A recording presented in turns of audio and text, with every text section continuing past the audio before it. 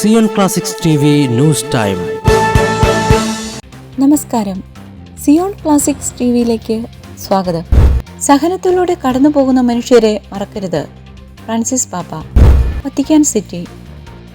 സഹനത്തിലൂടെ കടന്നു പോകുന്ന മനുഷ്യരെ മറക്കരുതെന്ന് ഫ്രാൻസിസ് പാപ്പ.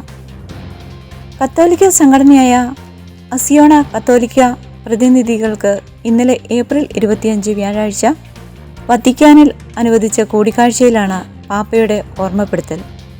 സഹനത്തിലൂടെയും ബുദ്ധിമുട്ടുകളിലൂടെയും കടന്നു പോകുന്ന മനുഷ്യരെ കരുണയുടെയും സഹാനുഭൂതിയുടെയും കരങ്ങളോടെ ആലിംഗനം ചെയ്യാനായാൽ മറ്റുള്ളവരുടെ ജീവിതത്തിൽ ക്രിസ്തുവിൻ്റെ സാന്നിധ്യമായി മാറാൻ സാധിക്കുമെന്ന് പാപ്പ ഓർമ്മിപ്പിച്ചു.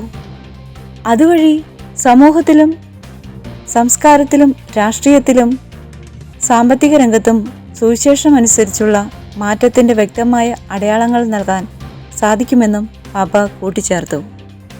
നമ്മെ ആലിംഗനം ചെയ്യുന്നത് കരുണാമയനായ ദൈവമാണ്. പിതാവായ ദൈവത്തിൻ്റെ ആലിംഗനമാണ് ക്രിസ്തുവിലും ക്ഷമയുടെയും സൗഖ്യത്തിൻ്റെയും വിമോചനത്തിൻ്റെയും സേവനത്തിൻ്റേതുമായ അവൻ്റെ പ്രവൃത്തികളും നമുക്ക് കാണാനാകുന്നത്. വിശുദ്ധ കുർബാനയിലും കുരിശിലുമാണ് ഇത് അതിൻ്റെ പരമോന്നതയിലെത്തുന്നത്.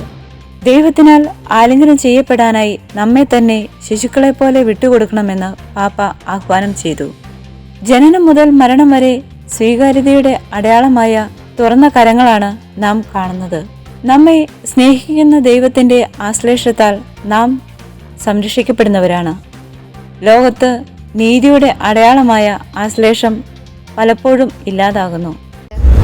കൂടുതൽ ക്രിസ്തീയ വാർത്തകൾക്കായി ഈ ചാനൽ മറക്കാതെ സബ്സ്ക്രൈബ് ചെയ്യുക.